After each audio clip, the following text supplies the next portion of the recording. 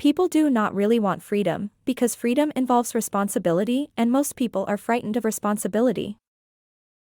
The more perfect a person is on the outside, the more demons they have on the inside. A man should not strive to eliminate his complexes, but to get into accord with them. They are legitimately what directs high conduct in the world. One day, in retrospect, the years of struggle will strike you as the most beautiful. Unexpressed emotions will never die. They are buried alive and will come forth later in uglier ways. We are never so defenseless against suffering as when we love. Whoever loves becomes humble. Those who love have, so to speak, pawned a part of their narcissism.